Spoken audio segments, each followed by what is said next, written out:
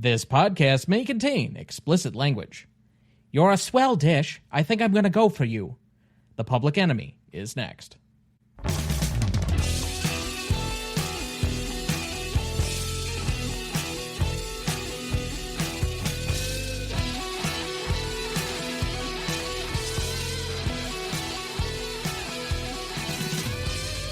Welcome to the Greatest Movie of All Time podcast, the show that uses a unique grading style to redefine what the greatest movies are. I'm Tom Duncan.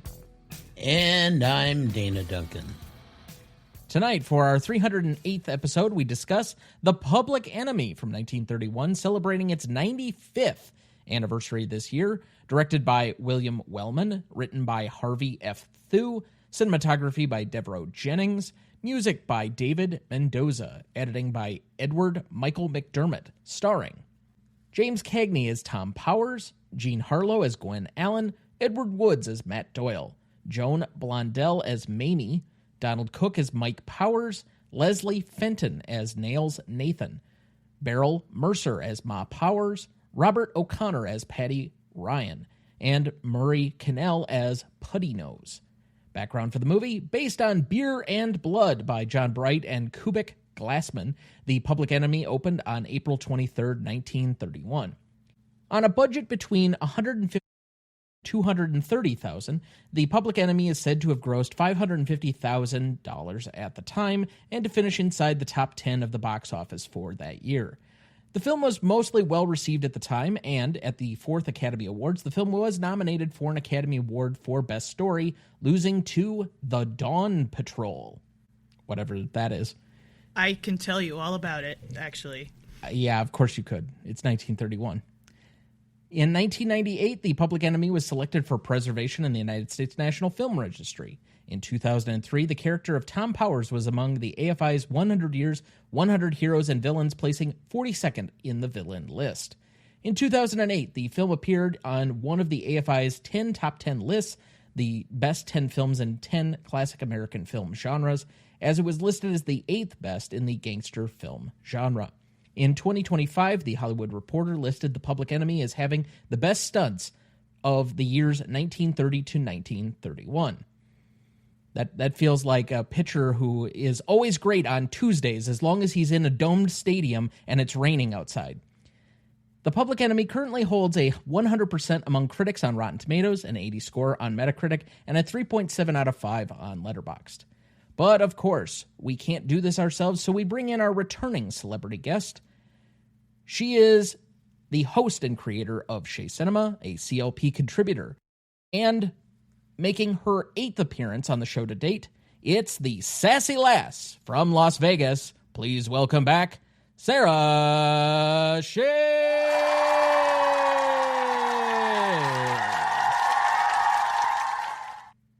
Hello, Tom. Hello, Dana. Thank you so much for having me back. I feel like almost a regular guest at this point. I'm super excited because this movie and a previous time I was on for Dracula were in the 30s, which is totally my wheelhouse after we spent all this time together in the 70s. So I'm super excited. Even if you guys aren't, I'm super excited. So we've only spent time together discussing the 30s, 50s, and 70s. Maybe at some point we'll go to the 90s and the 2010s, but it's apparently only the odd-numbered decades. Only the odd-numbered ones, yes. That is true. I mean, to be fair, that's where most of the interesting movies lie, but okay. We're going to talk about a movie in the 90s. We are? This summer. Oh, that is correct. You're next time on, but we'll tease that a little later. Yeah. Okay, so you picked this movie. You've obviously discussed it on your own show. Mm-hmm. You, I believe, had told me that this was your first outside of the Best Picture nominated films that you've covered with your dad on your own show. What is your experience and relationship to this film? Yeah, so this is actually the second bonus episode that we did, because the first one that we did was actually Dracula, because we knew that Dracula was significant enough, which I've also covered with you guys. So my relationship with this movie in particular, I saw this movie when I was a little kid.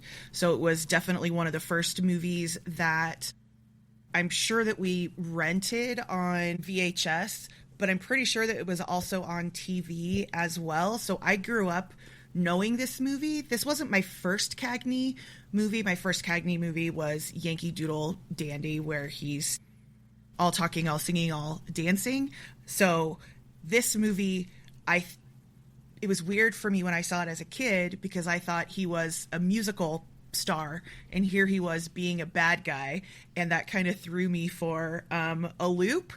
But that was also one of my first experiences of seeing an actor play completely different characters, right? Because in this era, people are playing very much to type over and over and over again, and that was actually something that's interesting about Cagney's career, because this movie gave him this stereotype of being a gangster all of the time, but that is absolutely not what he was like in real life. And he grew up dancing and doing more like the stuff that he did in Yankee Doodle Dandy. So I've known this movie my whole life, which is a good thing or a bad thing, growing up with this sort of unadulterated violence as a child. Now, if I recall, Dad, you had told me that you did not remember seeing this for the first time with me when I was recovering from my surgery a few years ago. So this is relatively fresh for you, basically like a first watch? I did remember seeing it, but I just didn't remember what context it was I saw it. So what were your thoughts, I guess, coming back to this? You can certainly tell it was done in the early 30s. A little overacted at times. A little corny with some of the lines at times. I mean, they were just learning to talk in movies.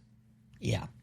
It was interesting simply because it gave a very slanted performance of a negative view of Prohibition when, in retrospect, everybody was drinking almost.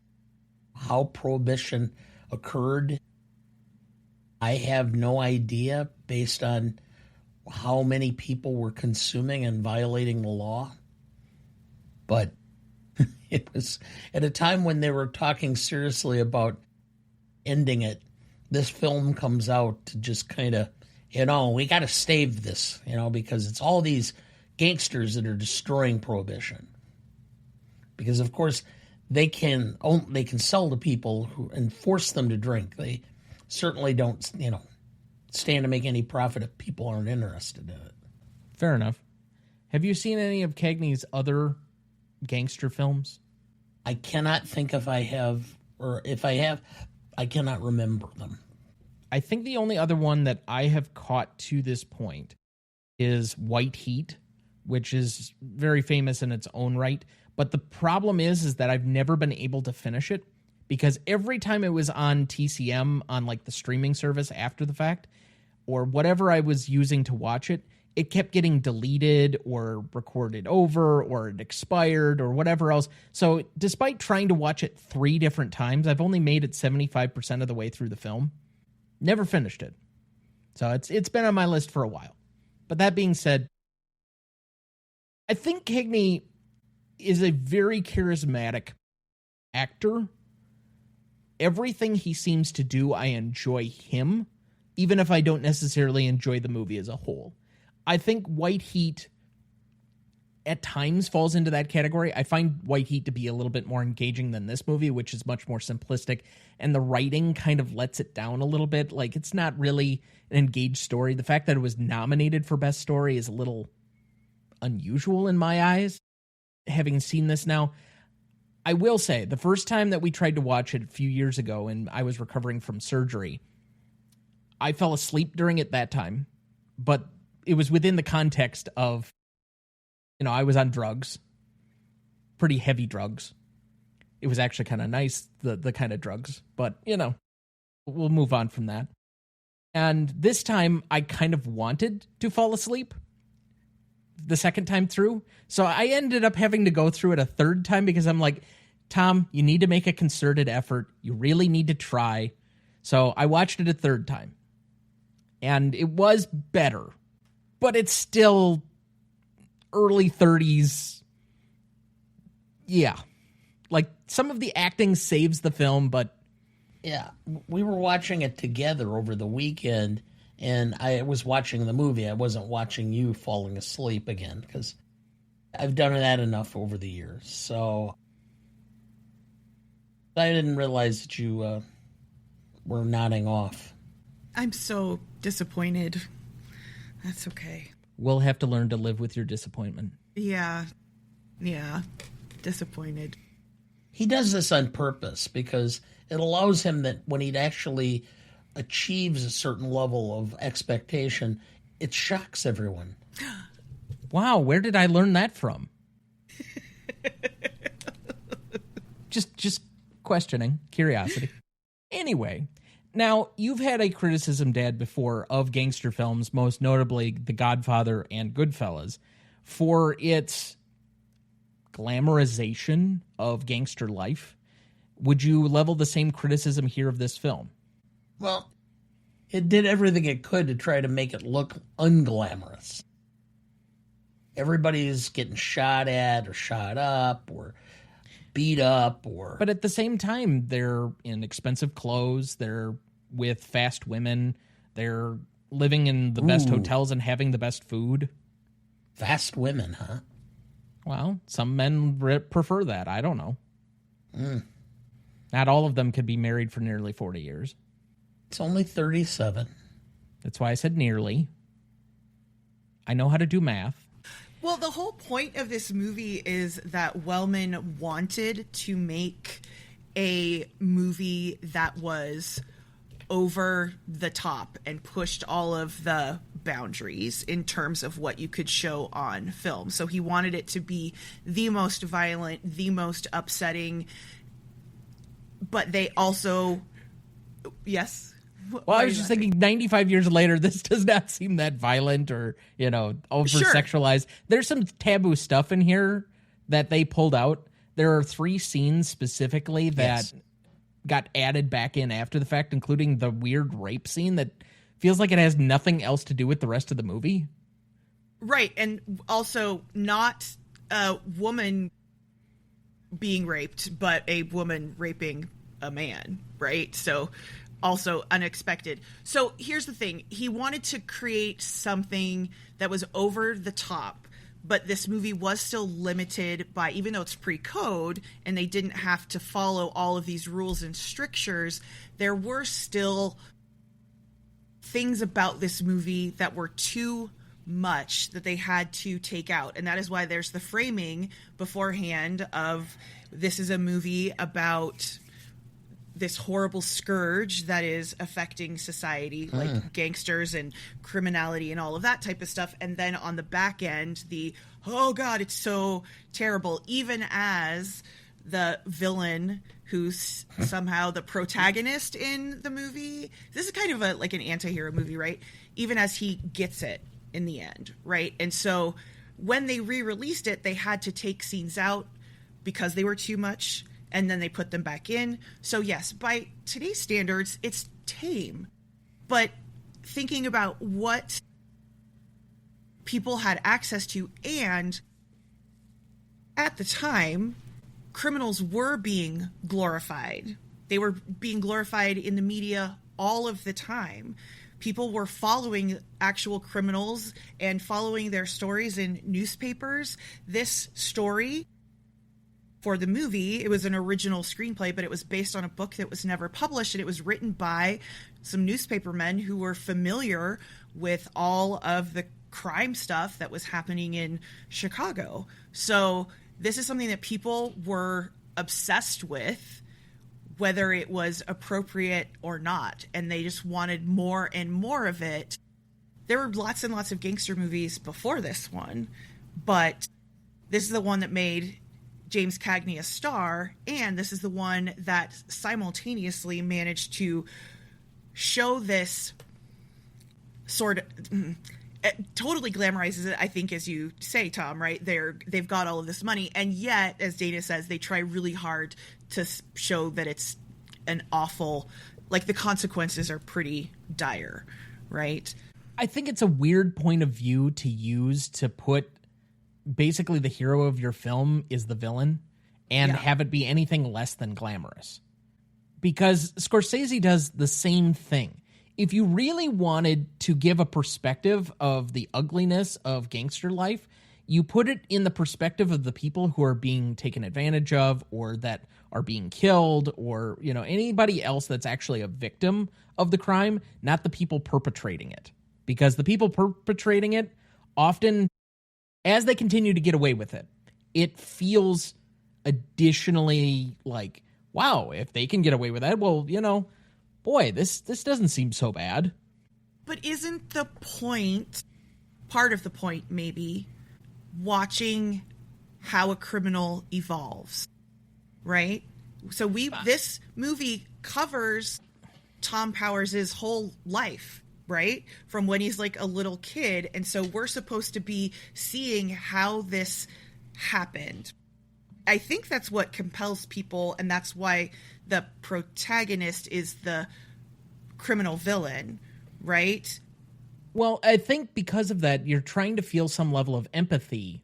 Right. Or they're trying to inject some level of empathy, saying that this guy might be a product of his environment more than he's necessarily actively choosing to be a bad guy. But by the same token, then you're giving him a pass. We had tons of these. I mean, this just takes a small sliver of society, which is those that capitalized on Prohibition.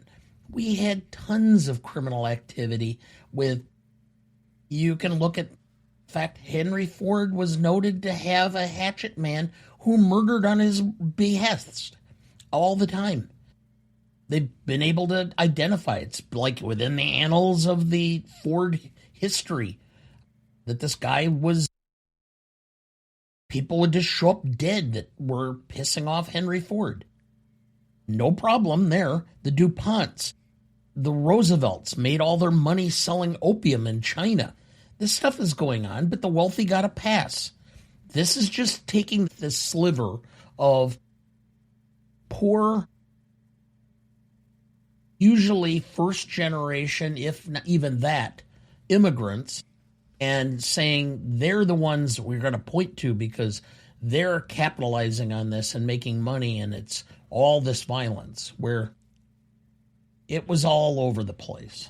So your argument is that it's capitalists reinforcing that they're the only ones who deserve the money, even with their ill-gotten gains? What I'm saying is that in actuality, what you're talking about is that the wealthiest people and the poorest people do the same, almost the exact same things, except that people who seem to have more prestige and wealth tend to get away with it more often. Well, on that note, do you have a plot summary ready for us? Oh, I do. In The Public Enemy, James Cagney plays a small-time hood, Tom Powers, who rises through the ranks of organized crime during the Prohibition era. Alongside his partner, played by Ed Woods, he exploits the illegal liquor trade to amass power and wealth. As Powers becomes more violent and reckless, his success begins to unravel. His relationships with women, rivals, and especially his law-abiding brother, played by Donald Cook, grow strained. Thank you, Dad. So what is this film about? I think it really is that question that you've already asked. Is it nature versus nurture at its most basic? Because you have people who were raised exactly the same way and turned out completely differently, and yet the circumstances of their lives were not exactly the same, right? So are bad people or criminals, are they born? This movie would suggest, I think, that they are. That they can't even help it, right? I'm going to borrow a line from at least the TV show Westworld. I never saw the movie. These violent delights have violent ends. Do you know what that quote is actually originally from? No. It's from Romeo and Juliet, actually. Okay, well, that makes sense. Yeah, but that is why it's being quoted in Westworld, because it is something that says to frame the story of Romeo and Juliet that it's supposed to be romance, but it's not. And so it's a great quote to use in Westworld, because yes, these violent delights do have violent ends, and it absolutely applies in this case as well. I remember as a child, my boyhood pastor used to use an example of it in sermons periodically, and he would talk about two men who their father had been an abusive alcoholic, and the one was a teetotaler and a pillar of the community, and the other was an abusive drunk.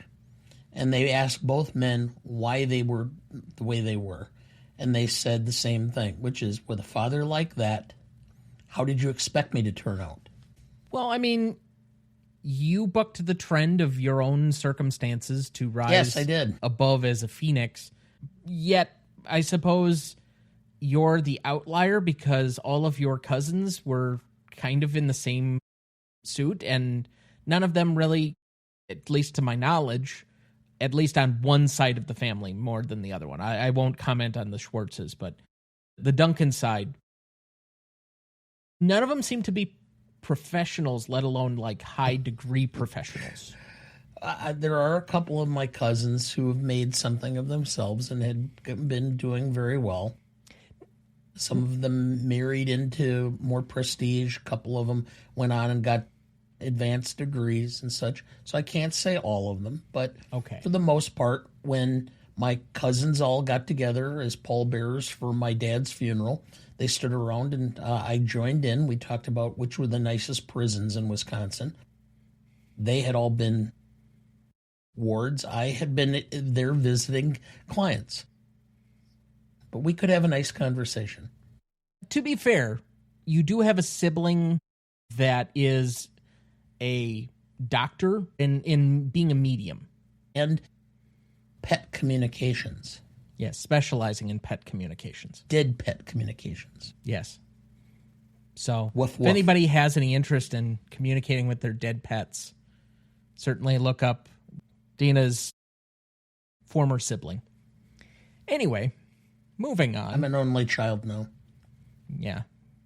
You only used to share parents. Did you know? On the set one day, James Cagney stared at Jean Harlow's nipples and asked, likely in perfect innocence and good humor, "How do you keep those things up?" She replied, "I ice them," before trotting off to her dressing room to do just that. I don't know why you would in a 1931 film. I suppose this is the sex appeal? Well, yeah. As I was saying before we went on the air, there are some famous photos. If you looked at those famous photos, you'd understand what I'm talking about and what she was talking about. And for that matter, what Cagney was talking about. So, Fay Wray does the same thing in King Kong. I guess I didn't pay attention that closely to that one, but okay. well, Fay Wray only got that job because she was sleeping with Joseph P. Kennedy at the time, and he was the producer and the K in RKO film. It's good to be the king. Yes, it is. Did you know? Edward Woods was originally hired for the lead role of Tom Powers, and James Cagney was hired to play Matt Doyle, his friend. However, once director William A. Wellman got to know both of them and saw Cagney in rehearsals, he realized that Cagney would be far more effective in the star role than Woods, so he switched them. And the rest is history. This was Woods' high watermark as an actor. Well, I mean, he was kind of flat in the role. I think there's a reason. I know I think he ended up in production and in representation, as an agent and promoter and such. He kind of did the behind the scenes after this. Here's the thing. He's a pretty face. That's basically what he was there to do. And then they realized they needed to have someone who could make Tom Powers even grittier because he couldn't pull it off because he was just too cute. Yes, and he had to do something otherwise because Fox News wasn't available for just pretty faces. Did you know? Because of the infamous grapefruit scene, for years afterward, when dining in restaurants, fellow patrons would send grapefruit to James Cagney, which, almost invariably, he would happily eat. Why not? Some pretty big grapefruits there. Anyway, did you know? Thanks to this film, Mae Clarke was asked how did it feel to have a grapefruit shoved in your face for the rest of her life. She usually gave the same answer. Wet.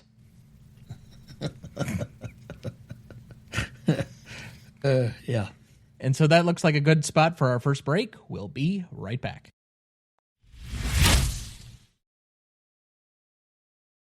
Before we jump back into the episode, next week for our 309th episode, we welcome back five-time club member and award-winning author V.P. Morris to discuss Gilda from 1946, celebrating its 80th anniversary. Directed by Charles Vidor, I think I have the pronunciation right, written by Marion Parsonet and Ben Hecht, cinematography by Rudolph Mate, music by M.W. Stoloff and Marlon Skiles, editing by Charles Nelson, starring Rita Hayworth, Glenn Ford, George McCready, and Joseph Calleja.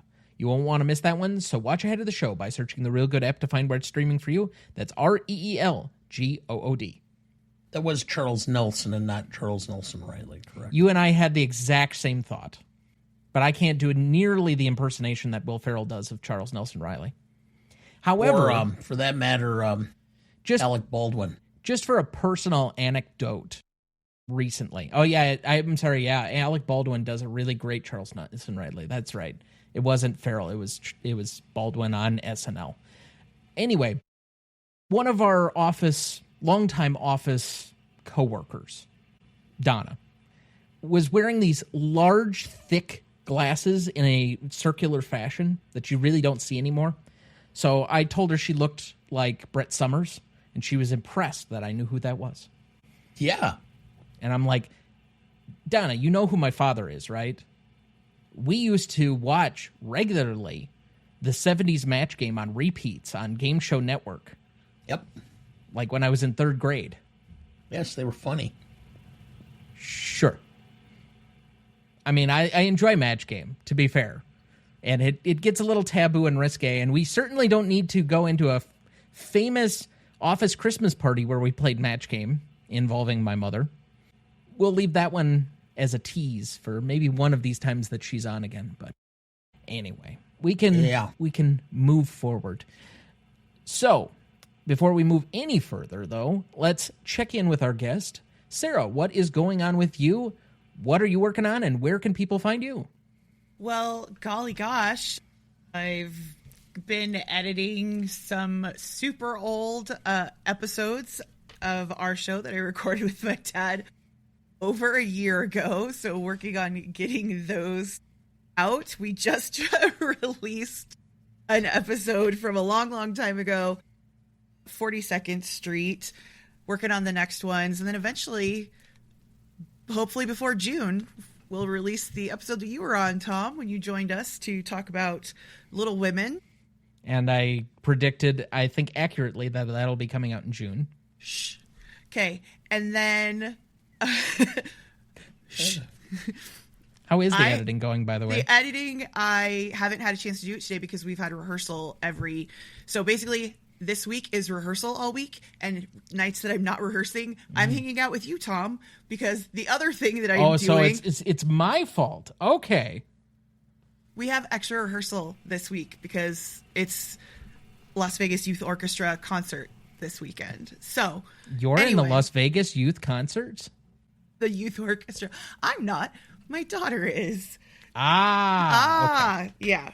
Yes, yet another parent on this episode trying to pass things off that their child prevented them from being able to do.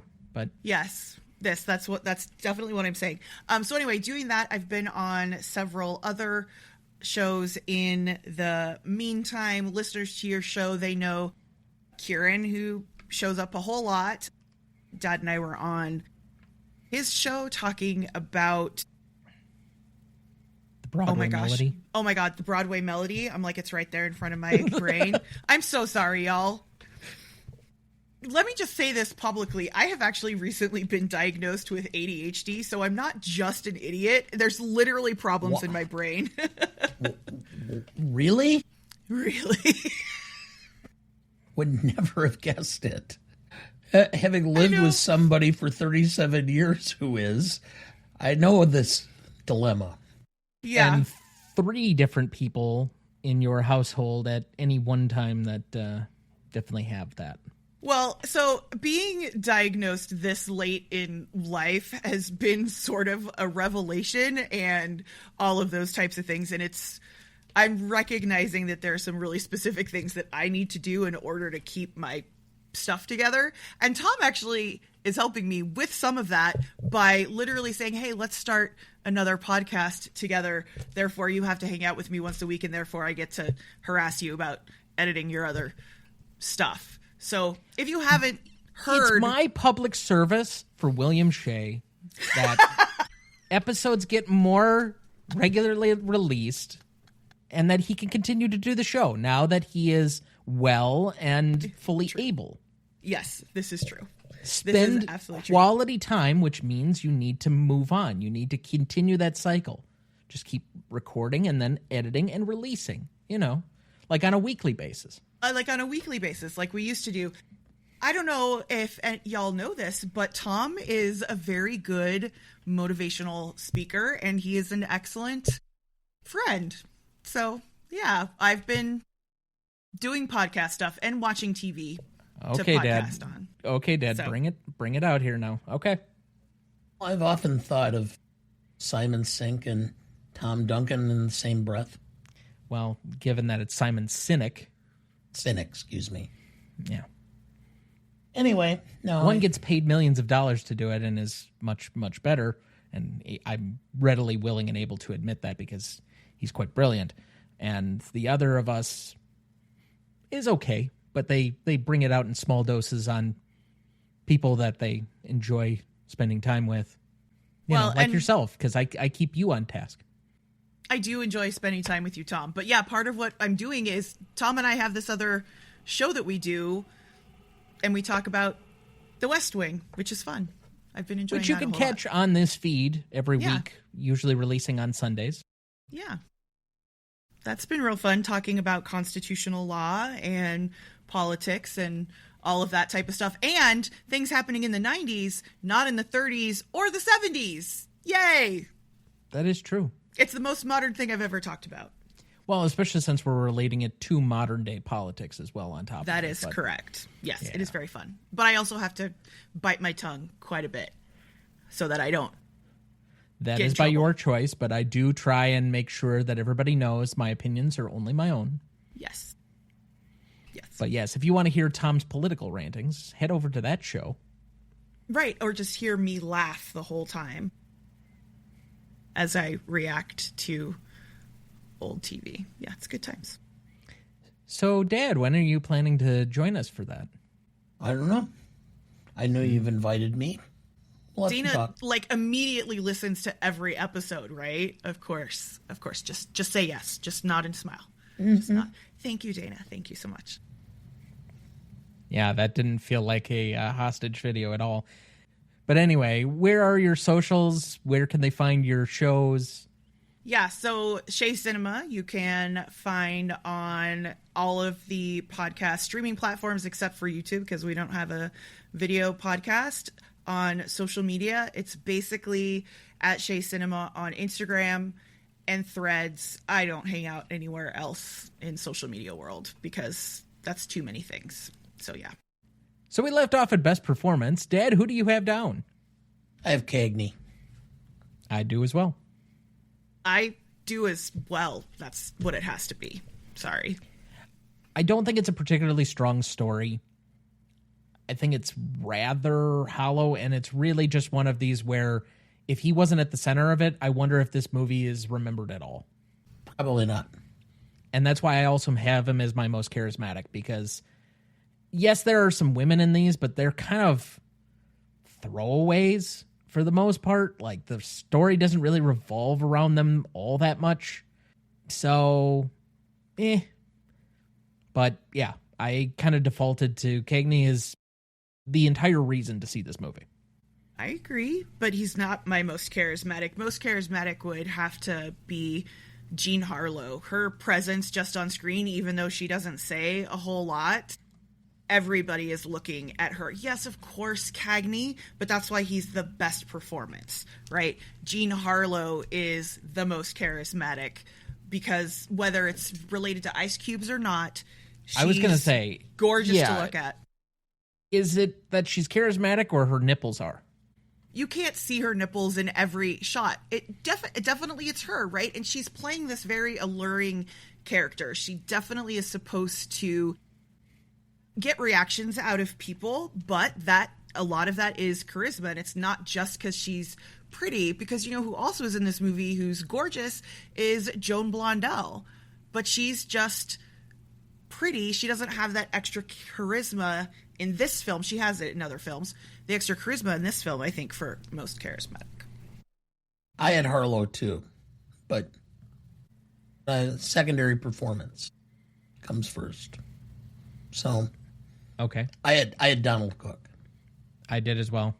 For best secondary, this one I gave it to Wellman, actually, because this is one of the movies that he's most remembered for, and the trouble that he went to get this movie made, kind of behind the scenes and stuff like that, his willingness to do certain things, that whole best special effects or practical effects thing that it won is because they had to use live ammunition on set.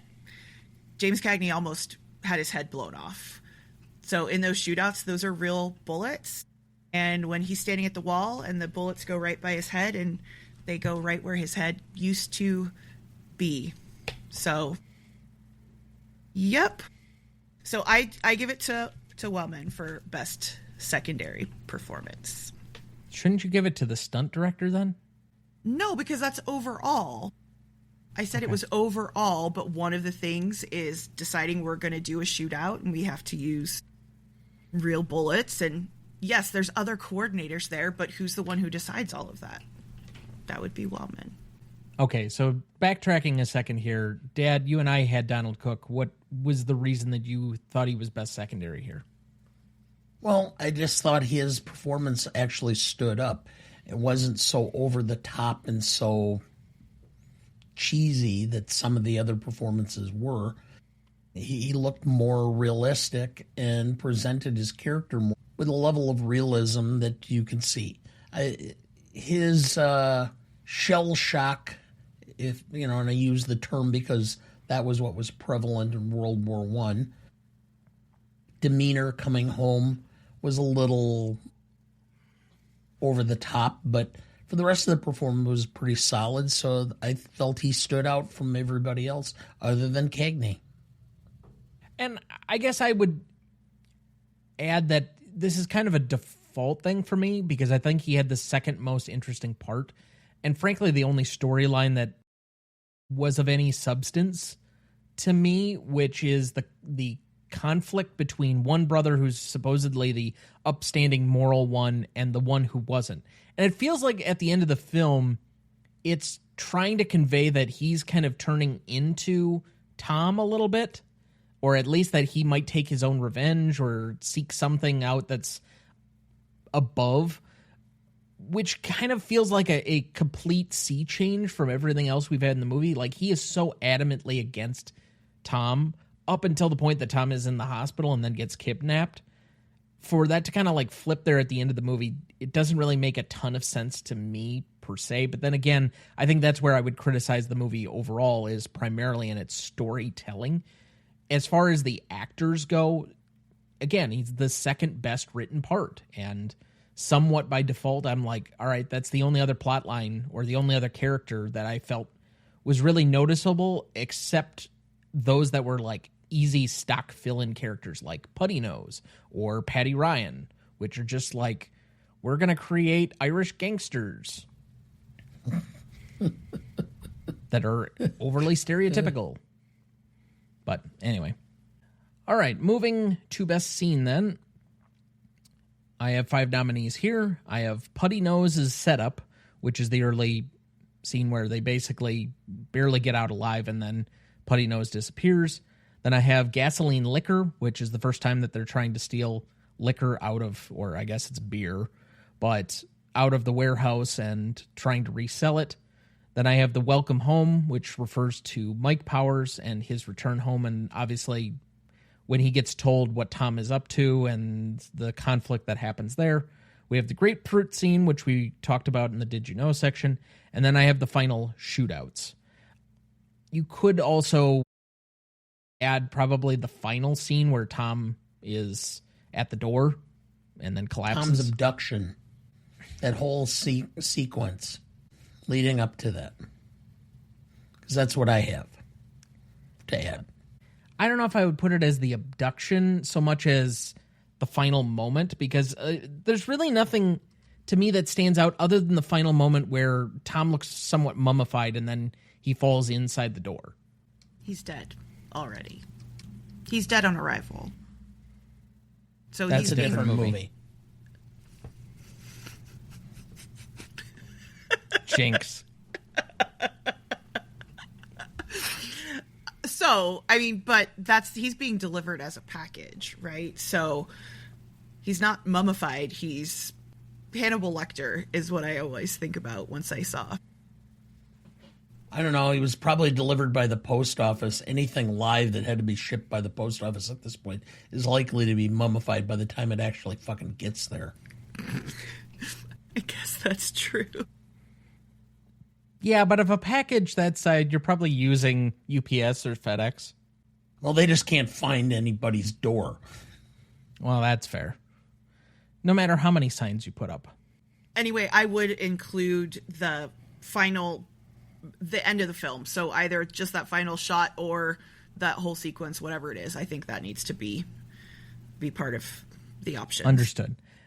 Any other scenes that either of you would like to nominate? Not from this movie. Okay. You want to suggest the King of the World scene from Titanic? Woo! The Macaulay Culkin Donald Trump scene from Home Alone 2. Okay. You can nominate that for this. Sure. We'll suspend the rules this one time so that you can recognize Trump in a movie. Okay, so we have 6 nominees and 1 offshoot. We have Putty Nose Setup, Gasoline Liquor, Welcome Home, Grapefruit, Shootouts, Tom's Death, and the Mango Mussolini does Home Alone 2.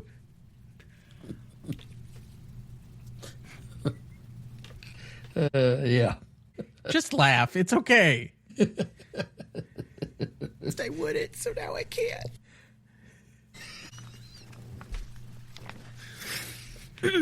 What is the best scene? It's when Warren Beatty uses the hair dryer.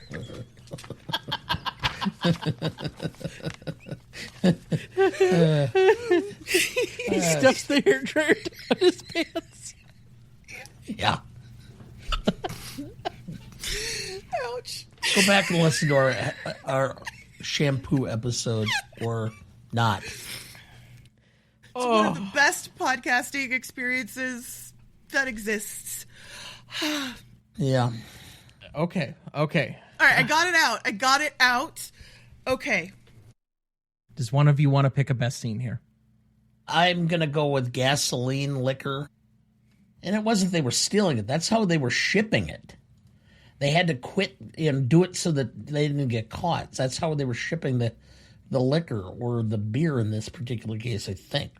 Yes. You know, and I picked it as the best scene because it is the one that most depicts the bizarre nature of Prohibition. I mean, I'm watching this film at the same time I'm reading Last Call for the second time. It's a book by Kent. I'm trying to blank as to his first name. Michael, I think. Michael Orkent. And he did the companion to Ken Burns's documentary on Prohibition.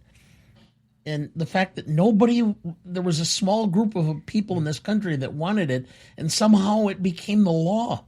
And everybody is just violating it like crazy. I mean, even the uptight Herbert Hoover would leave the Commerce office and stop at the Belgian embassy and have cocktails before he went home at the end of the day because, thumb your nose at it. But again, the police were trying to enforce it, and it just, the bizarre nature of it. They've got it stored in this place. They have to get it loaded or get it hauled off. So they use a fake gasoline truck to haul it right through town. I mean, that just to me sums up that whole Prohibition era. The book that Dana is referencing is The Last Call, The Rise and Fall of Prohibition by Daniel Okrent. Who's also the guy who invented rotisserie, which is now fantasy baseball. Which also begat all of fantasy sports, so we don't want to just credit him with the one thing, but, the multi-billion-dollar industry and the thing that ruins offices in the fall. I think it makes them more interesting. Depends on whom you have to see.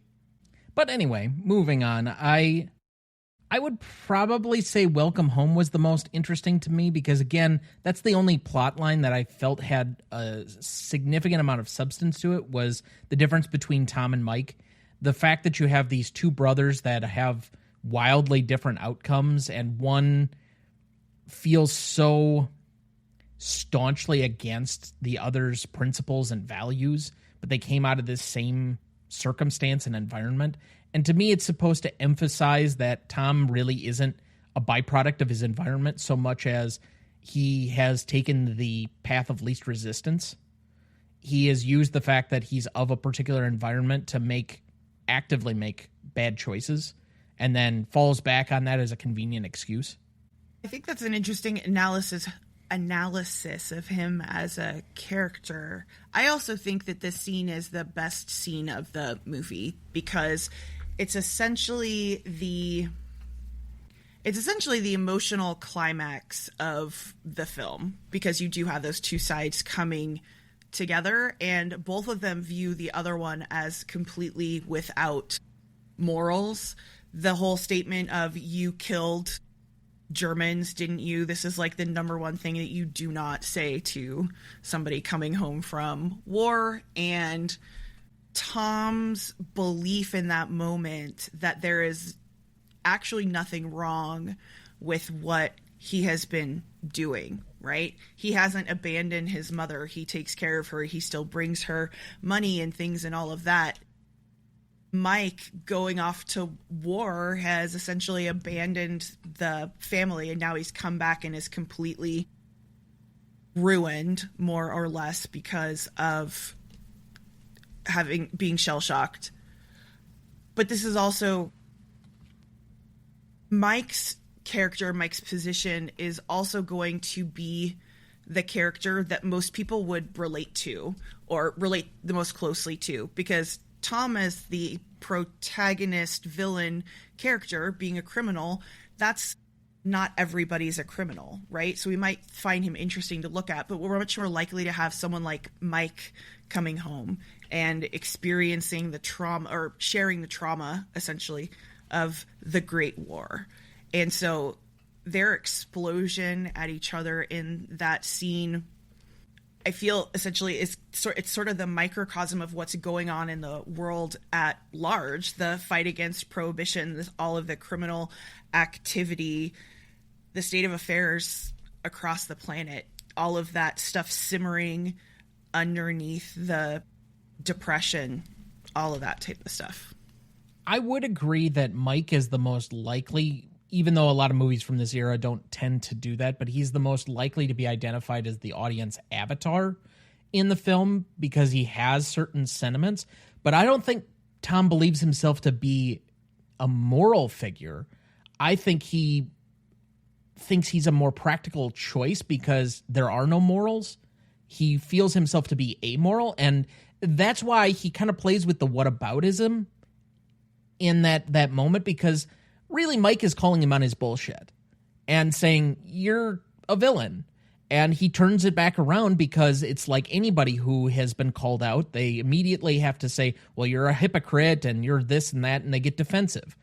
So to me, that if Tom felt he was virtuous, he would not have to play that game. He would not have to feel defensive because he was actually upstanding.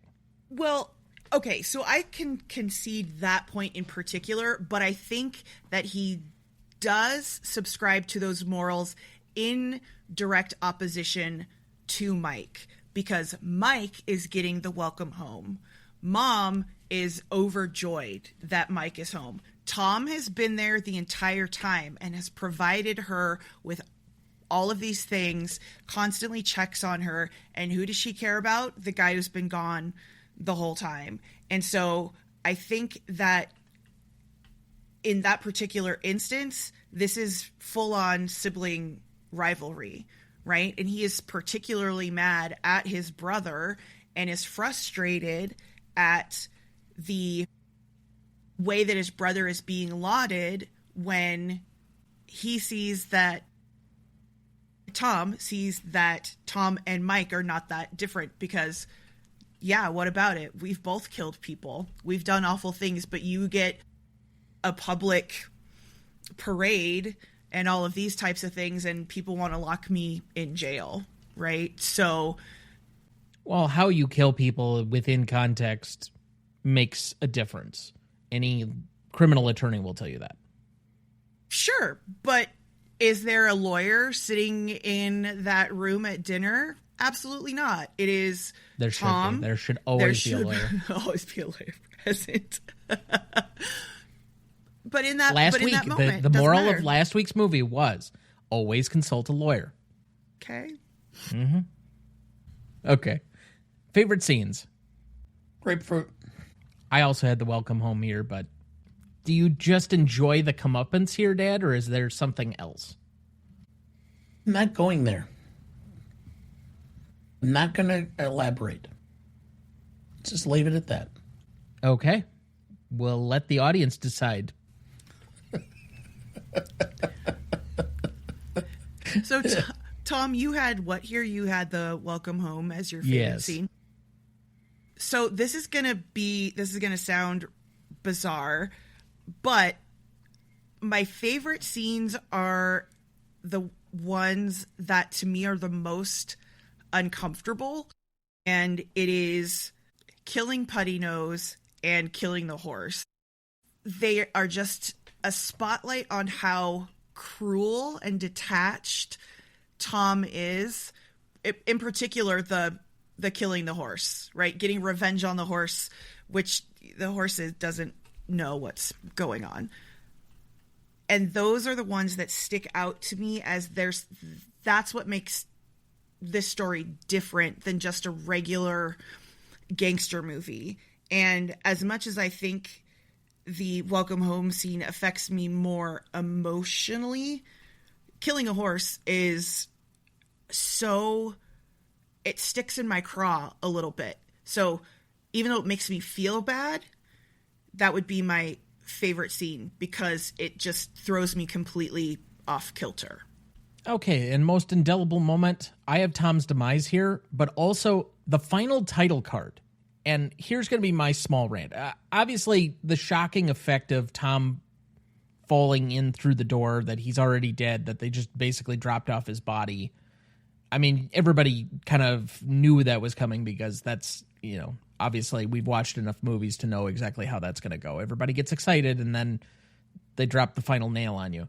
But the final title card feels like it's overly preachy and off-putting and doesn't feel earned in the slightest, in my opinion. And so it's just like, we've restored this film. I know that's accurate to what they were trying to convey at the time, but you couldn't cut that last 30 seconds?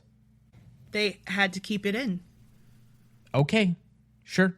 They literally could not release the film without that, so to take that out would be just as egregious as them taking out these other scenes for censorship once they re-released it after the code was enforced. Thank you, Ms. Hayes. Other most indelible nominations. I mean, the grapefruit scene has to be in there. For me, it would be a toss-up between the final shot and the grapefruit. I had the final shot, which I already said, so. All right. Man, a few words. But that looks like a good spot for our second break. We'll be right back.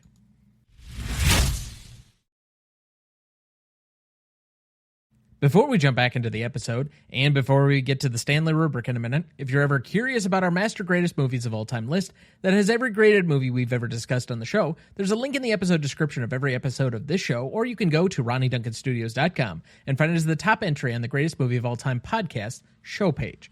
That has the grades we've done so far for all 276 movies we've graded, and we continue to add more each week. Make sure to check that out as we go and follow along. Dad, do we have anyone to remember this week? Yes. Valerie Lee Shepard, 94, American actress. The Wizard of Oz, Our Gang. John Nolan, 87, English actor. Person of Interest, Terror, Batman Begins, Dunkirk.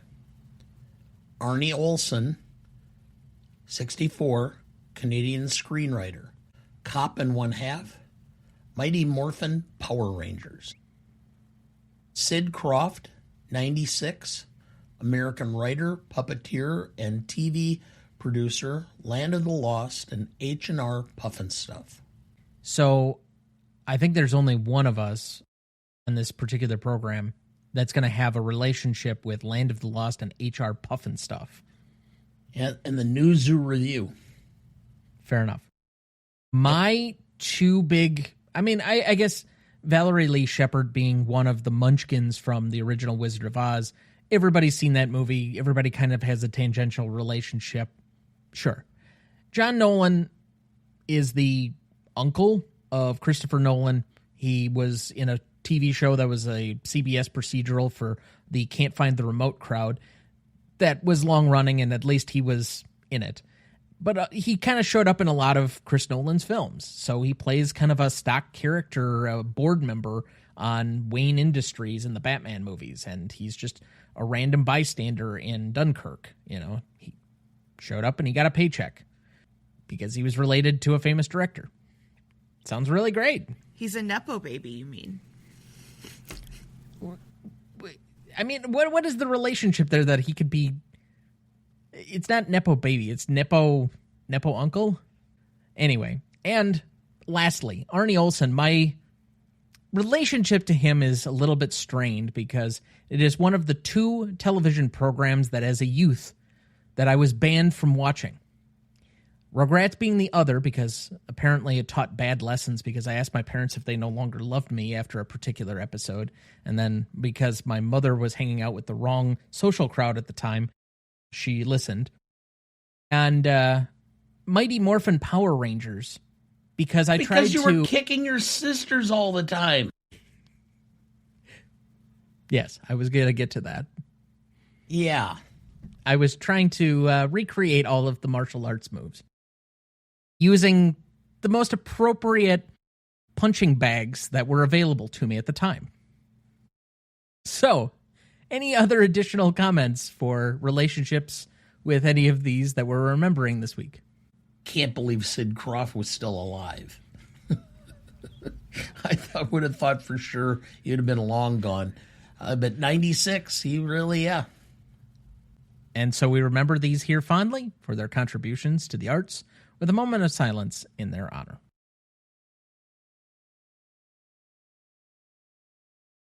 And now we move to Best Funniest Lines, for which two of us have prepared. I will start out here with Tom Powers. Hey, Stoop, that's got gears. It ain't no Ford.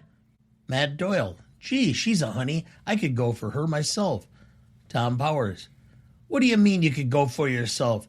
You could go for an 80-year-old chick with rheumatism. Tom is a boy. Tom grabs his pants just as his father is about to spank him. How do you want it this time, up or down?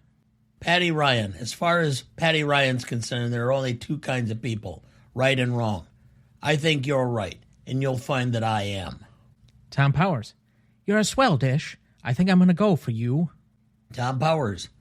Hiding behind Mom's skirt like always. Mike Powers. Better than hiding behind a machine gun. My last one. Tom Powers. Why, that dirty, no-good, yellow-bellied stool, I'm going to give it right to him in the head the first time I see him. And I'm out. Sarah, did you have any to add? No. Thank you. Insert the grapefruit right now. That would be my quote. Would you like to go to the fridge, grab one out, demonstrate for us? Yes. No. Okay. Let's move to the Stanley Rubric. Legacy is up first. This is a measure of the legacy of the film approximately 5 years after it came out. So roughly 1936 to today, the last 90 years. What is the impact and significance of this film as shared between two equal yet separate groups, the industry and the audience, 5 and 5 points apiece for a total of 10. You know, I've been saying that now for probably 6 months, and still no one has ever said that or picked that up, that separate but equal groups from Law and Order.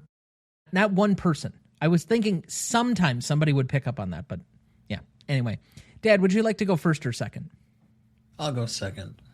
The industry has a little bit of reverence for it. It's not a particularly forgotten film. It's been recognized a couple of times by the AFI. It is obviously in the National Film Registry, and it doesn't feel like there's a huge barrier to entry to get into that. But that being said, I gave it kind of a soft 3 for the industry recognition there, just because it does have a few things that are recognizing of it. I think if you take maybe a film class or a film history class, that this might come up, at least maybe James Cagney in this era of film. This kind of kicks off this era of early gangster films, and I would say is kind of contributory. It's in the same vein as a Little Caesar, also from the same year. But on an audience standpoint and our world-famous office poll, we had one person raise their hand that said they had seen this film, only to find out that they had seen Public Enemies with Johnny Depp.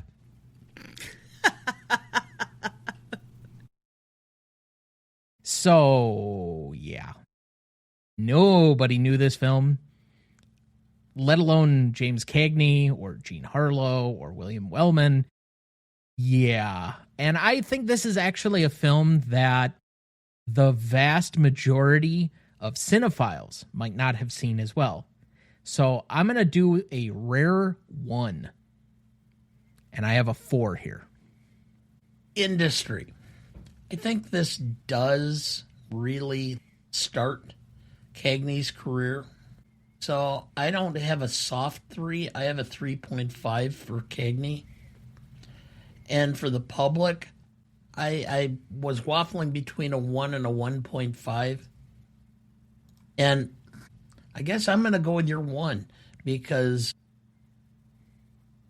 this is not a highly regarded film, and I mean, this is not something I see a lot of cinephiles like. Did it even get nominated by anybody in the Cinema Legacy poll? I don't know, and you know the amount of things that I'd have to go through to try and search through that right now while we're recording. That's fine. I can't believe that it was. If it was, it would be like 1. It's very possible. There were people that were nominating stuff from the 20s and 30s. It was more throwaways than it was necessarily like the emphasis of a lot of people's lists, but I mean, usually, like I did nominate some stuff from the 30s, but I did the Marx Brothers simply because it's so iconic, but still. Yeah, and I did as well. I nominated A Night at the Opera, but okay. So we have a 4 and a 4.5. Okay. So for audience, for legacy,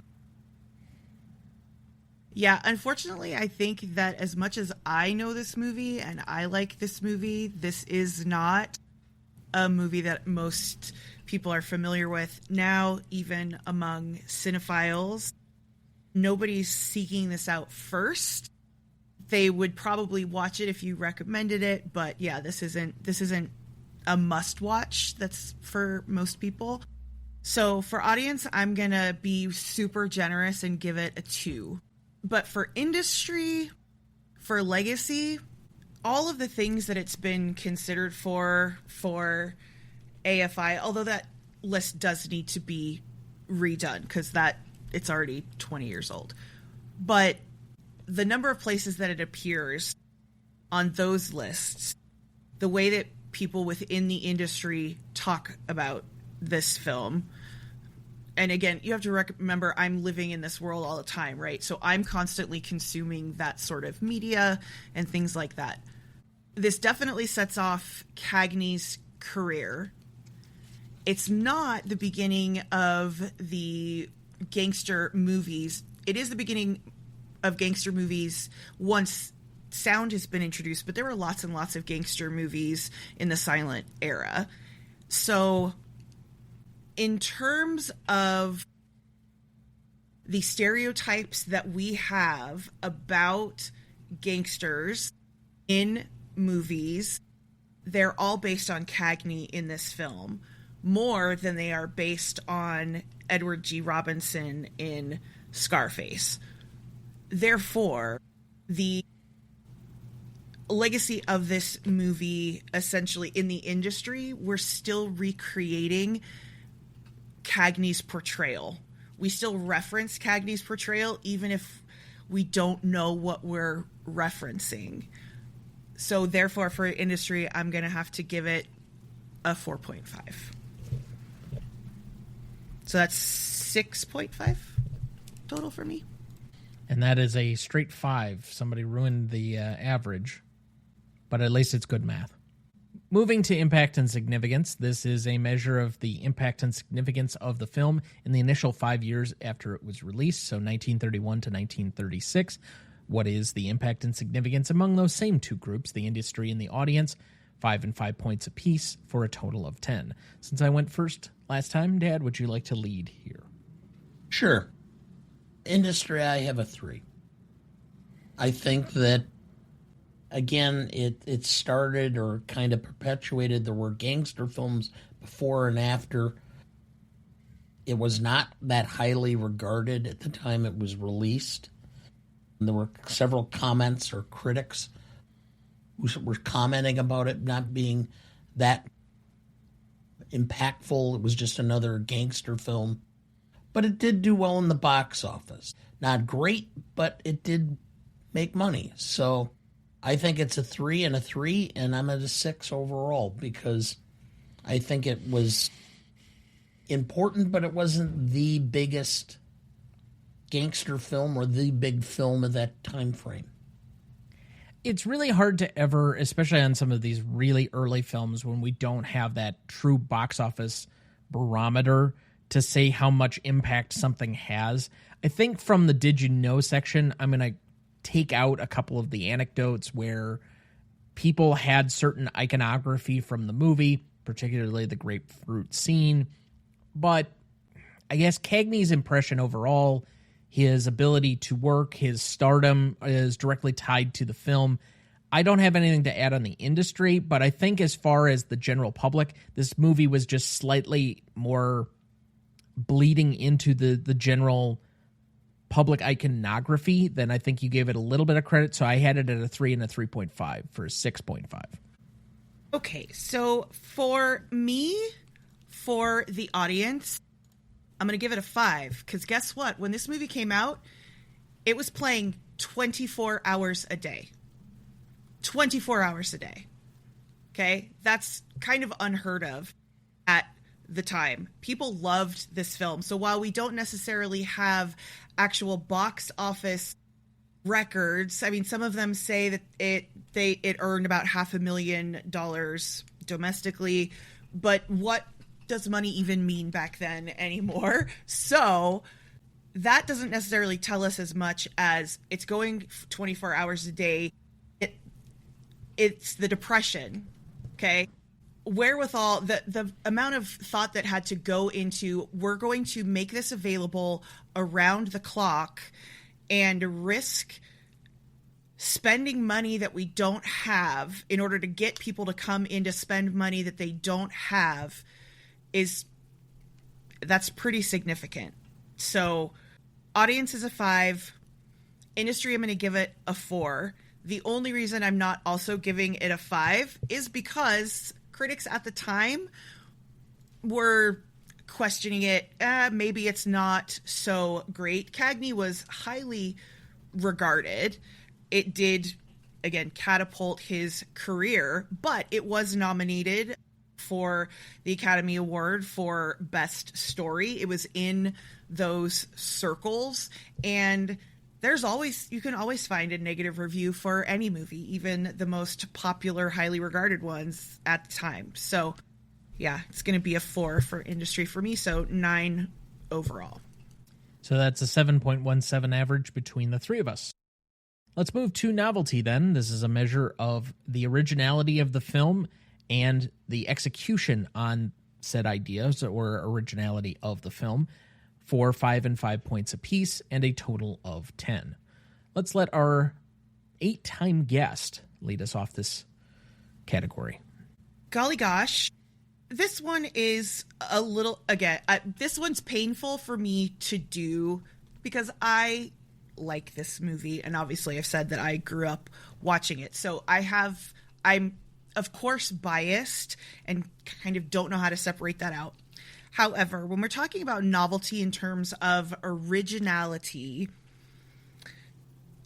this is still a movie that was adapted. So it's an adaptation. It is an adaptation of an unpublished novel, but this is a genre that was incredibly popular at the time. It doesn't necessarily bring anything in that is so over the top and shocking. It needed to be realistic. So it's not telling a story that anybody hadn't heard before. So in terms of originality, I'm going to give it a 2.5 out of 5. In terms of execution, this one I'm giving a 3. There are decisions that were made in terms of the filmmaking that more or less become tropes. Our whole concept, kind of a film noir where things are happening at night and it's always raining. That's going on in this film. Not tons of like trick shots or anything like that, but effective framing and things like that. So yeah, execution is a 3 out of 5 for me. So that's a total of 5.5. I'm going to default to your originality number because I really don't have a lot of great evidence myself to support this one. I would say that there are some pieces of iconography that I might give a bit more credit to, but 2.5 is fine for me. But I have the execution at a 2.5 as well, so I have a 5 total. The story just is lacking. Like, it might be based on real life, but it feels like because we're traversing through so much time, it's like scenes from a guy's life instead of a truly coherent tale or a narrative that really makes sense. And frankly, the stories that truly stick out or that have some cohesive nature come to the fore early on in this era. It Happened One Nights, your Cimarrones, the classics. So in this one, I have a 5. All right. I'm going to start with the execution. When you're talking about what's the equivalent of a biopic, not a real life person, it is scenes. That's all it is. I mean, who wants to see the period of time where he ended up in bed with a cold or nothing happened on a particular day? You're going to do scenes. So I don't You're missing the find point fault for that. completely. You're saying it's disjuncted and it doesn't flow. Okay. Correct, because there's no central narrative of who the character is. The snippets tell you who the character is. No, they don't. Yes, they actually do.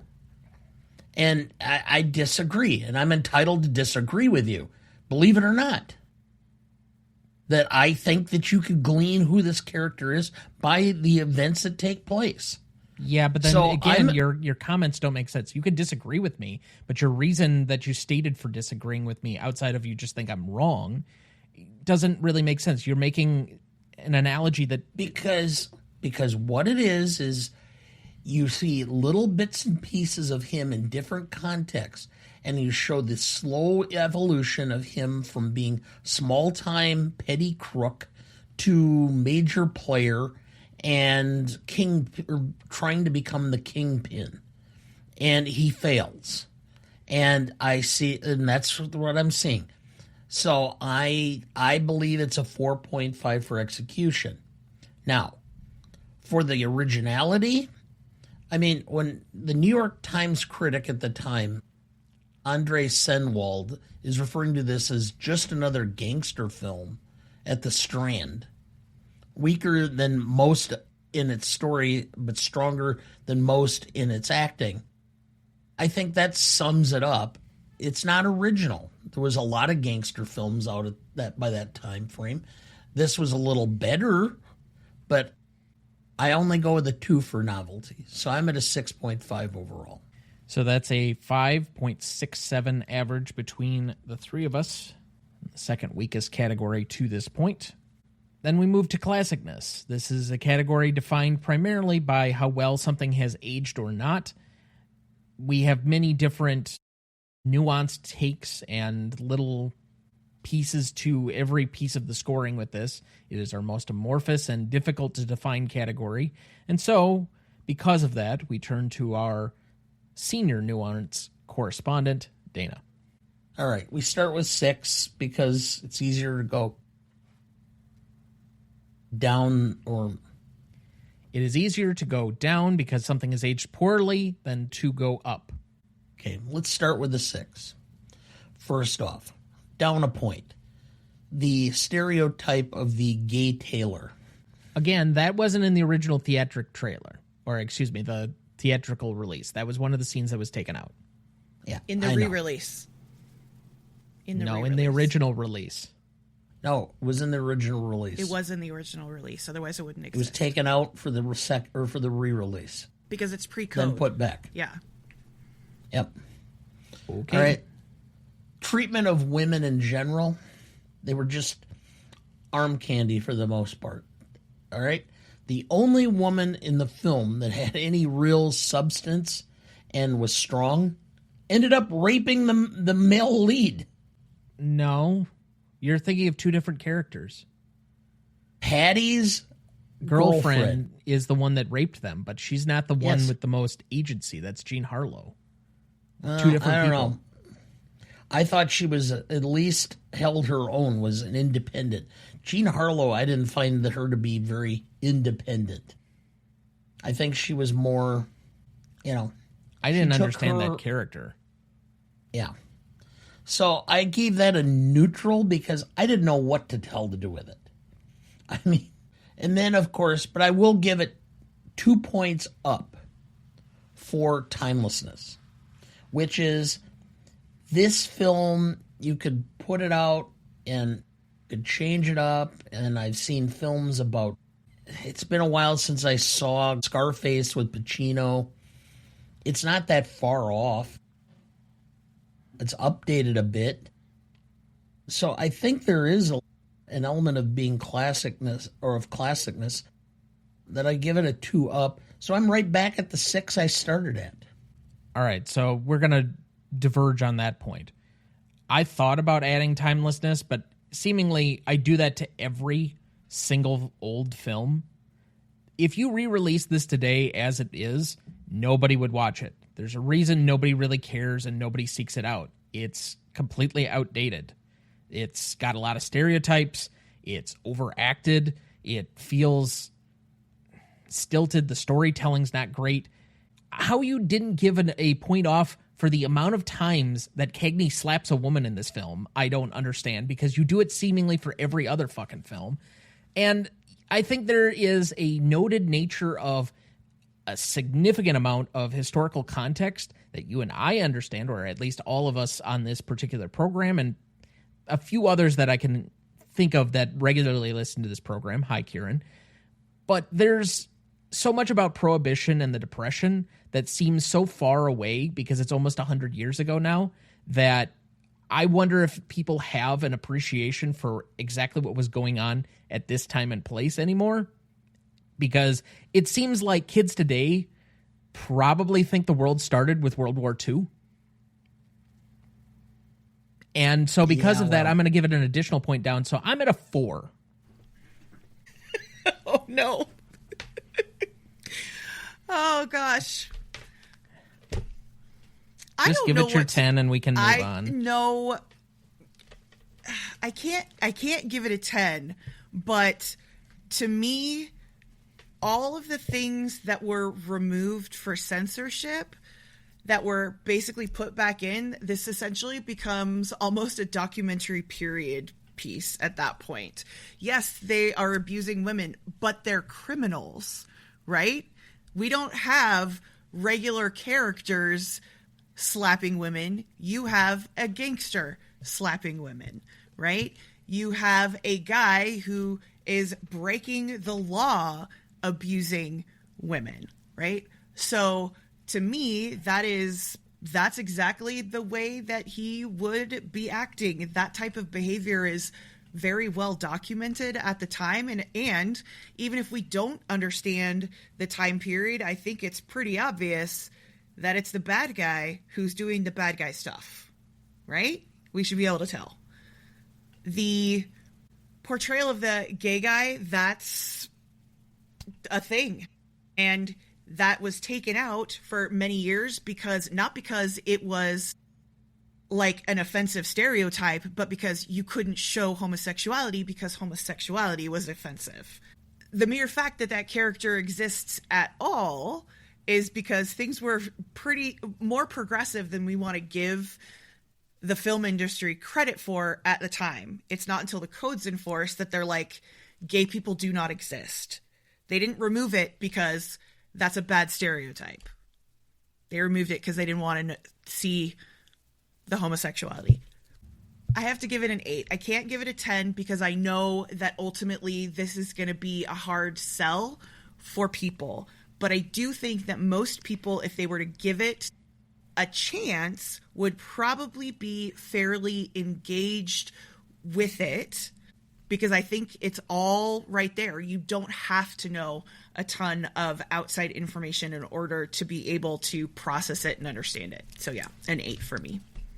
So let me agree with all of the points that you basically made is your argument that this movie is completely outdated and our standards today are very different. But let me just make an excuse for it so then I can bump it up. That's your argument? Because the entire point of this category is that stuff has not aged well. None of the stuff that you mentioned aged well. So I don't know how you get to an 8 from that. Because, well, we're talking about the way he treats women, but he's the bad character mistreating women. That's part of what makes him a bad character. So that's a character flaw, not a movie-making flaw. That's great when it's applying to him killing Putty Nose or the horse, which ironically were your favorite scenes. But just portraying slapping around women for no good reason, or having a weird rape scene in the middle of this movie. Okay. There is a good reason. It's to show what an asshole he is. Nobody else is doing it. He's doing it. Do we see other men abuse women the way we watch Tom Powers abuse women? I don't recall. You don't recall because you don't see it. So you have the bad guy doing bad guy stuff. Therefore, it's not that it doesn't age well. At the time, we were supposed to know that that was bad. So therefore, watching it now and being offended by it, it's still bad. That's not modern sensibilities. That's like, that was of the time for the character. Any character doing that stuff at any time is bad. Just because it was happening in 1931, he doesn't get a pass. We know he's the bad guy. It's a 6 average between the three of us. Finally, we get to rewatchability. This is insert your own subjective test here. I will say that I've been trying to be a little bit more objective to the general point of view on this particular category instead of trying to insert my own subjectivity. That being said, I am human, so some of that does creep in. I think the only point up for this movie is that it's just about 90 minutes, so the shortness does help, but it's slow, it's plotting, it's black and white, it's disjointed, it feels its age, it's overacted. I have this at a 3. I myself am at a 3.5. I might rewatch it, but it's going to be a rare event. So I'll leave it there. I've seen it twice now. I probably don't need to see it again. Okay, so rewatchability for me, again, I am biased. I've seen this movie so many times. If it is on, I will 100% watch it. I enjoy it every time that I watch it. There are times when I watch it, however, that I also fall asleep, but I've seen it so many times, and there's something lilting about James Cagney's weird little accent that comforts me. So for me, recognizing that I am out on a limb by myself, I'm giving it a 7.5. That is a 4.67 average between the three of us. So finally, we turn to audience score for this one. For Google users, we had a 75%, and for Rotten Tomato users, we had an 84% for a 7.95. So to repeat the categories, we had a 5 for Legacy, a 7.17 for Impact and Significance, a 5.67 for Novelty, a 6 for Classicness, a 4.67 for Rewatchability, and a 7.95 for audience score, giving us a final total of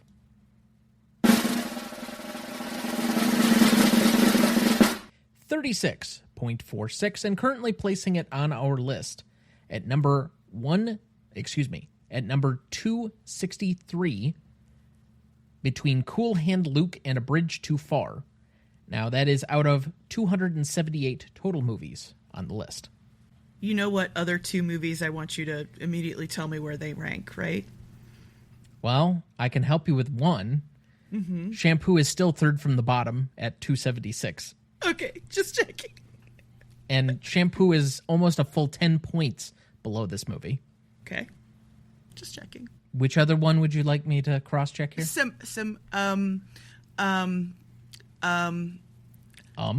I don't remember doing that film. Nope, I don't know. Shampoo it is. That's great. Thank you so much. So right now, would you rather rewatch Shampoo or Public Enemy? That's a good question. I think I might actually want to watch Shampoo right now. Just saying. I think I might too, but only because I've watched Public Enemy twice in the last couple of days. Yeah. And so Shampoo would be a little bit more fresh, but more fun. Only to see Warren Beatty with his hairdryer. With his hairdryer, yeah. Anyway, as usual, if you have any additional commentary for us, good, bad, or otherwise, you can find us at greatestalltimemoviepodcast@gmail.com. You could contact us at our socials at GMote Podcast on YouTube, Instagram, Twitter, Letterboxd, Blue Sky, Threads, or TikTok. Or you can find us on our website, RonnieDuncanStudios.com/GMote Podcast. Let's move to remaining questions on this one. What do you find to be the moral of this story? Crime pays unless you get caught. I can't disagree. Actually, you know what? Despite trying to not glamorize this lifestyle, I think at this point it absolutely does. And Tom's life, except for the end of it, looks pretty great, right? So yeah, it does pay. He was this close to having enough money to buy a presidential pardon. He needed to buy it, though, in cryptocurrency.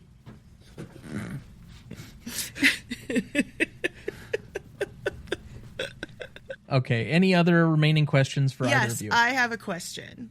Who killed Tom? I think it was some other rival gang that... Are you sure? No. I mean, Patty Ryan's actions are a little weird. Because... Oh, we're saving him because somebody else is going to kill him. We're going to bring him home where he's going to be super safe. He probably would have been fine where he was. So why would you move him? Don't you think it's awfully convenient that Patty Ryan is worried about Tom's safety and therefore kidnaps him and brings him home, and he happens to be double kidnapped and killed by this other rival gang? Are you serious? I honestly didn't really think that hard about it because I kind of was just waiting for the movie to be over. Because it would have been much better had Tom died in the rain. Okay, sure. If the movie ends there and doesn't give you the last 10 minutes, I think it's just fine. It felt like an unnecessary coda to fill out a full 90 minutes. All right, then. You know why they had to do it, though, is because it's supposed to showcase how utterly reprehensible his life is. So it's not just that he is shot and killed, it's that he survives and then is killed again. J. Edgar Hoover requested it. And he probably also wanted the Taylor scene removed, too. Basically, he wanted it back in his office. Yeah. So any other remaining questions? Get in there nice and well with that. You mean get in there nice and deep like? Because Yeah, that's with the that line deep from man. Dodgeball Yeah. as he rubs his navel.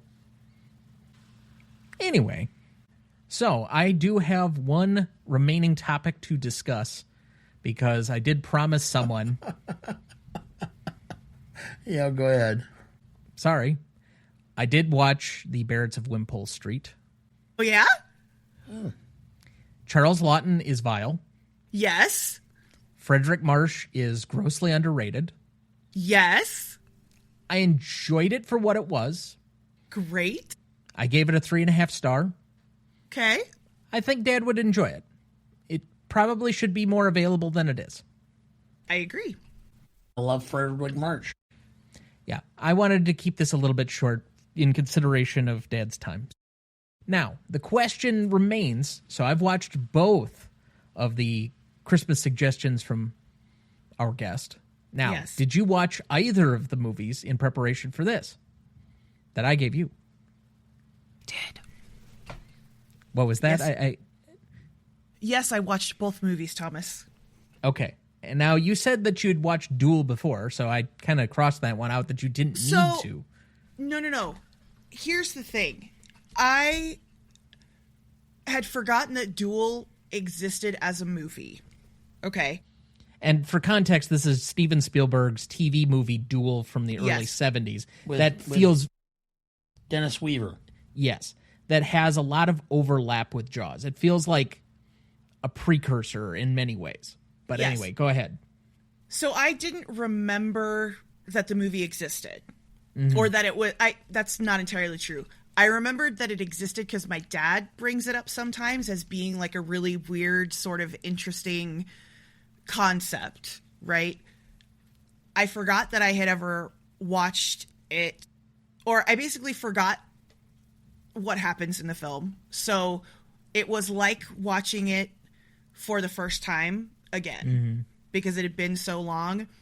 And I loved it. I absolutely loved it. It is really similar to Jaws. I liked that you never see this other driver. I like that it feels like this is a demon-possessed truck and inexplicably chasing after this guy. I like the paranoia that the main character feels.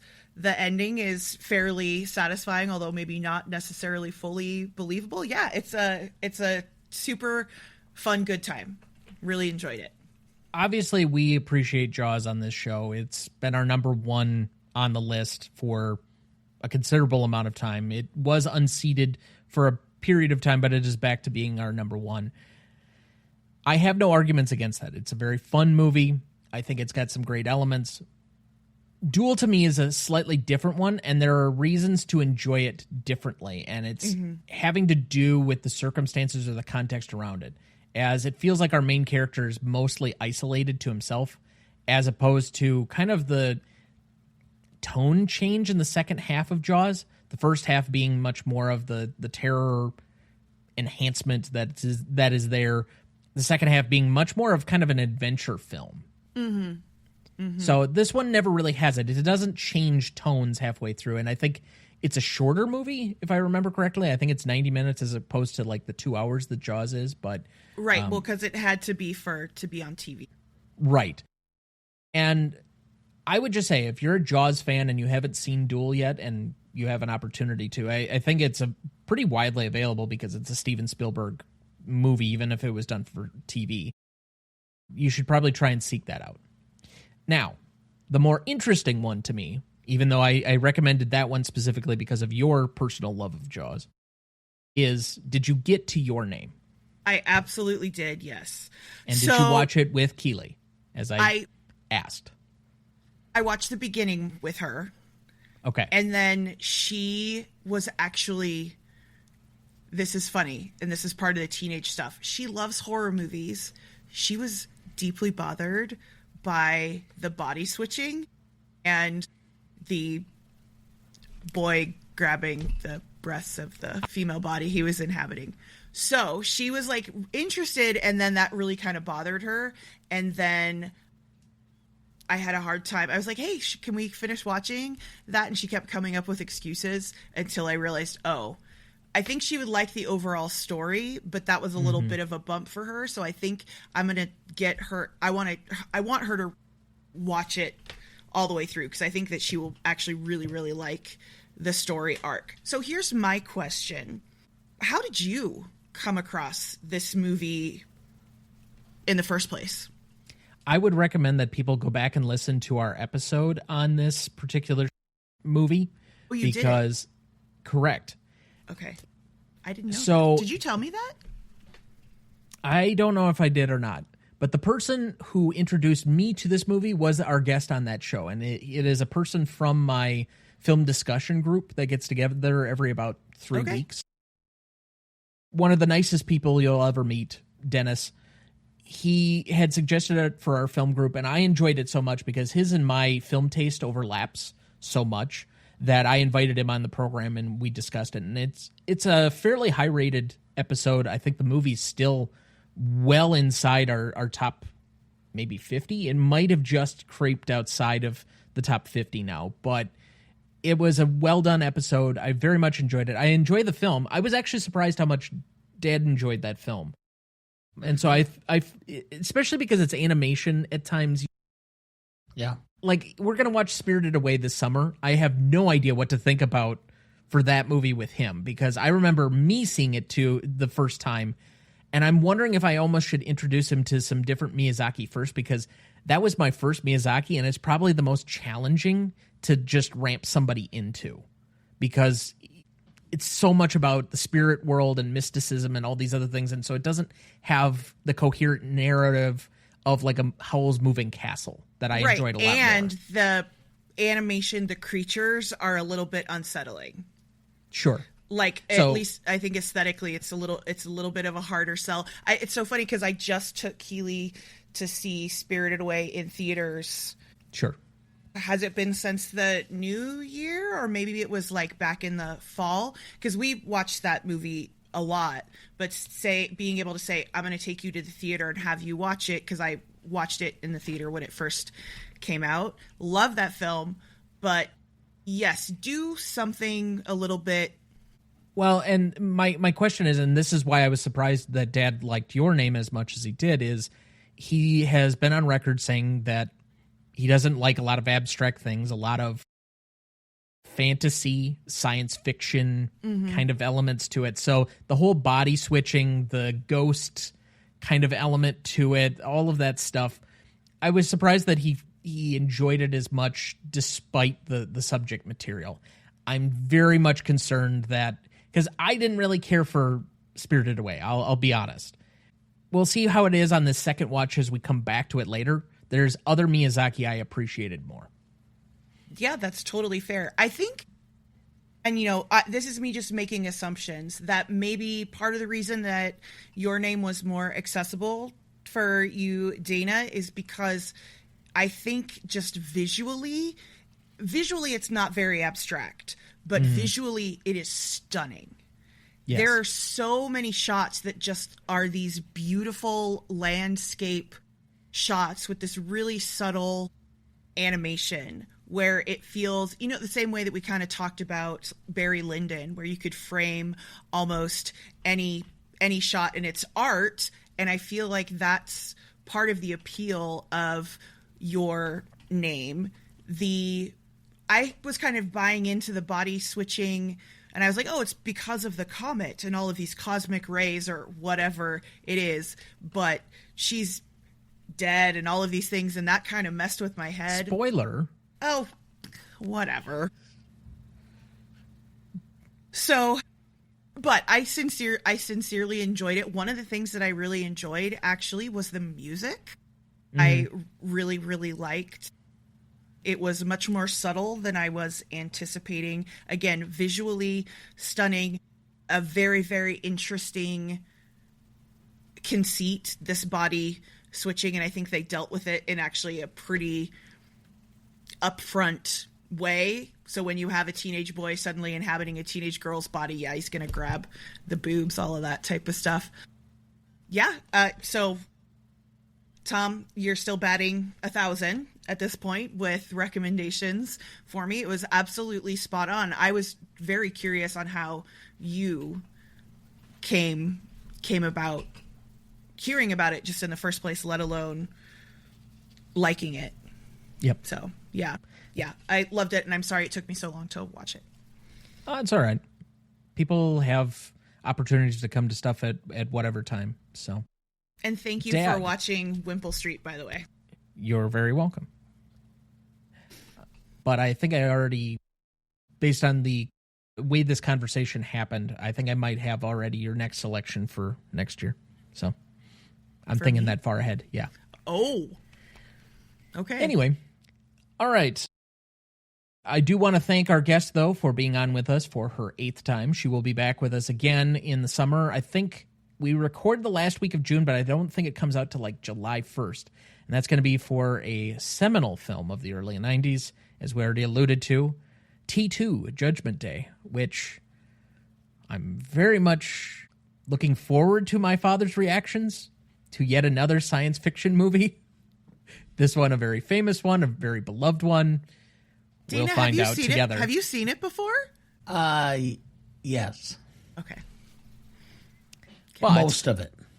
Again, remind the audience what you're working on and where they can find you.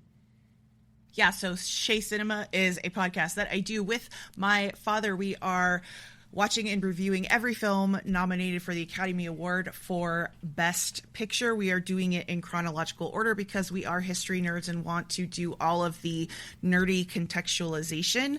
So we'll have some more of those reviews coming out soon. All of the films that we have right now are at the end of 1934.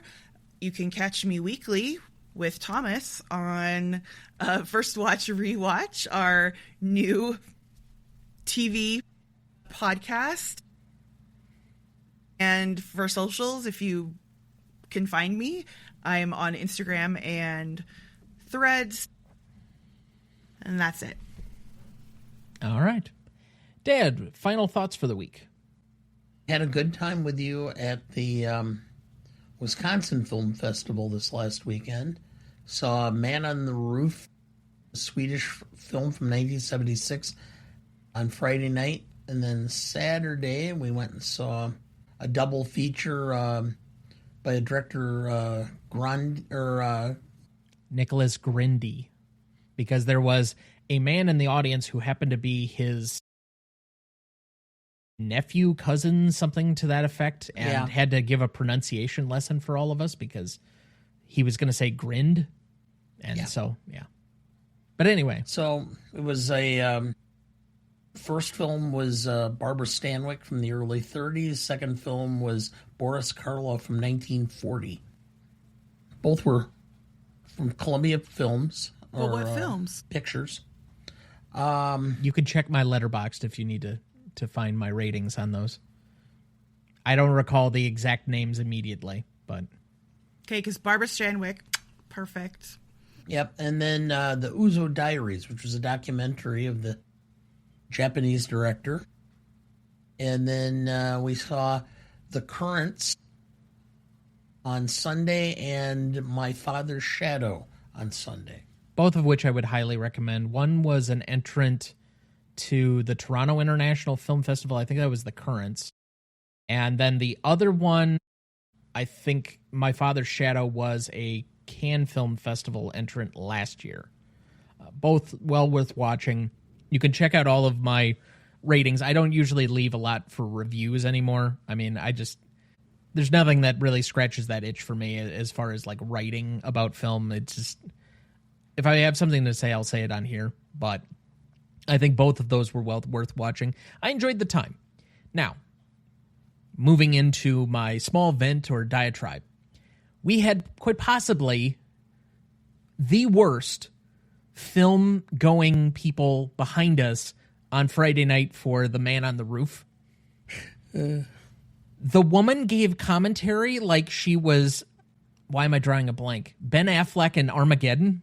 Or Joe Gargiola on This Week in Baseball? Sure. And all of the commentary was really obvious and unnecessary and off-putting. And after about the 38th comment in about an hour and 40-minute film, I finally said, shh.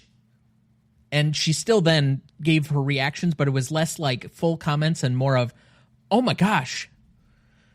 Which I guess I'll accept, but don't do that shit. Like, what possesses you to do that? You came in late to begin with, which you don't do. And then you were loud. You gave commentary throughout the entire film. And then to make matters worse, you unwrapped hard candies in the middle of the theater, in the middle of the end of the second act. And it's not like you did it for a little bit of time. No, it took you like a good 2.5 minutes, 3 minutes to unwrap these candies. And then in the middle of a free screening where it's posted on signs everywhere, do not bring drink, do not bring food into this theater. It is prohibited. You left the wrappers on the ground for somebody else to pick up after you. What in God's green earth possesses you to be so egregious as a moviegoer? Come on, be better than that. All right, rant over. Anything you'd like to add, Dad? No. Let's just say I was a little animated after that one. Yeah. Anyway, that'll do it for us this week. Thank you for listening. I do wish we could chat longer, but I'm having an old friend for dinner. Next week, for our 309th episode, we welcome back the 5-time club member and award-winning author V.P. Morris to discuss Gilda from 1946, celebrating its 80th anniversary. Directed by Charles Vidor, written by Marion Parsonet and Ben Hecht, cinematography by Rudolph Mate, music by M.W. Stoloff and Marlon Skiles, editing by Charles Nelson, starring Rita Hayworth, Glenn Ford, George McCready, and Joseph Calleja. You won't want to miss that one, so watch ahead of the show by searching the Real Good app to find where it's streaming for you. That's REELGOOD. Please like, follow, rate, and review, or whatever on whichever platform you have so that more can join in our fun. You can also email the show at RonnieDuncanStudios.com or at GreatestAllTimeMoviePodcast@gmail.com, or find us on YouTube, Instagram, Twitter, Letterboxd, Blue Sky, Threads, or TikTok at the handle @GMOPodcast. Greatest Movie of All Time is a production of Ronnie Duncan Studios. Our show is mixed, edited, and written by Thomas Duncan. Our music is thanks to Purple Planet Music. Our distributor is Captivate FM. Our technical provider is Riverside FM.